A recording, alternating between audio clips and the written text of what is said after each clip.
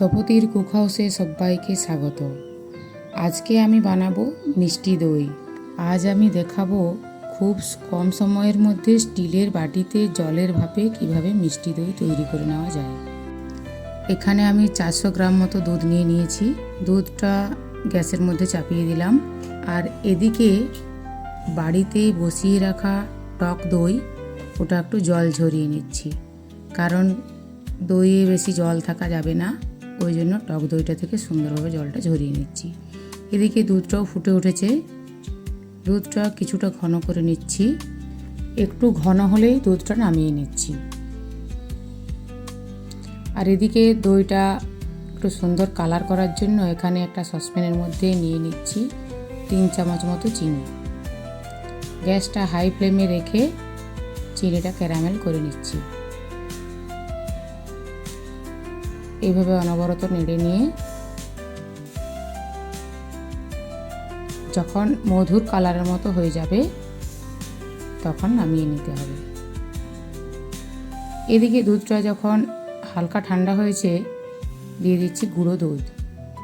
গুঁড়ো দুধটা দেওয়ার পর খুব ভালোভাবে মিশিয়ে নিতে হবে।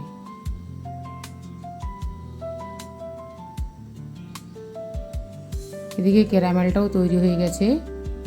রেডি করা দুধটা ঢেলে দিলাম। এরপর গ্যাসটাকে আবার হাই ফ্লেমে দিয়ে এটা সুন্দরভাবে মিশিয়ে নিতে হবে।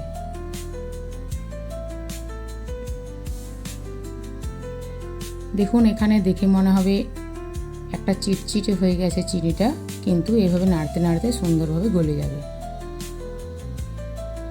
এরপর অল্প কিছুক্ষণ ফুটিয়ে নিয়ে নামিয়ে নেব।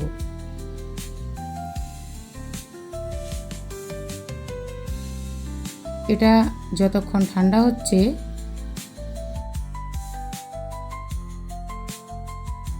ততক্ষণে এদিকে দইয়েরও জলটা ঝরে গিয়েছে। দেখুন দই থেকে কতটা জল বেরিয়েছে।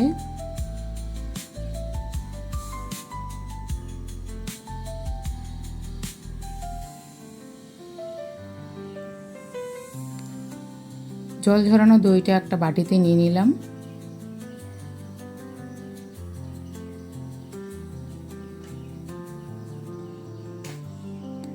তারপর খুব ভালোভাবে এটাকে মিশিয়ে নিচ্ছি।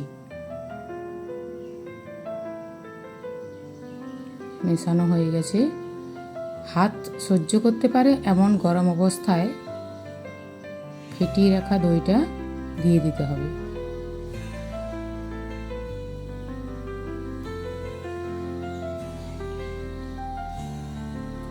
দইটা দেওয়ার পর খুব ভালোভাবে মিশিয়ে নিতে হবে। দেখুন খুব সুন্দরভাবে মেশানো হয়ে গেছে। যেহেতু আমি স্টিলের বাটিতেই বানাবো, এখানে একটা স্টিলের বাটি নিয়েছি। রেডি করা দুধটা দিয়ে দিলাম বাটিতে। এদিকে কড়াই চাপিয়ে দিয়েছিলাম। কড়াইয়ে জল ফুটে গেলেই আমি একটা ছিদ্রযুক্ত থালা নিয়েছি, তার উপর বসিয়ে দিলাম বাটিটা।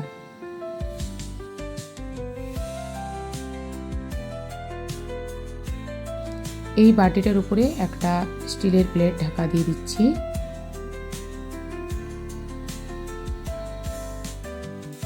এখন গ্যাসটাকে লো ফ্লেমে রেখে ঢাকা দিয়ে 10 থেকে 12 মিনিট রেখে দেব। দেখুন 10 থেকে 12 মিনিটের পর ঢাকা খুলে দেখাচ্ছি।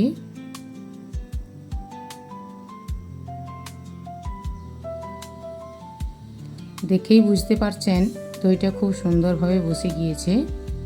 এবার গ্যাসের ফ্লেমটা অফ করে দিলাম।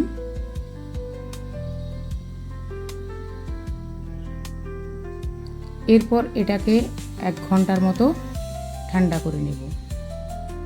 নর্মাল টেম্পারেচারে প্রথমে ঠান্ডা করে নেব, তারপর ফ্রিজে রেখে দেব 2 ঘন্টার মতো। যেহেতু মিষ্টি দই ঠান্ডা ঠান্ডা খেতেই ভালো লাগে। দেখুন ফ্রিজে রাখার পর দইটা কত সুন্দরভাবে বসে গিয়েছে। দইটা আমি কেটে দেখাচ্ছি। দেখুন কত সুন্দর হয়েছে। ভিডিওটি ভালো লাগলে লাইক করবেন, আর আমার চ্যানেলে যারা নতুন তাদের সাবস্ক্রাইব করার অনুরোধ রইল।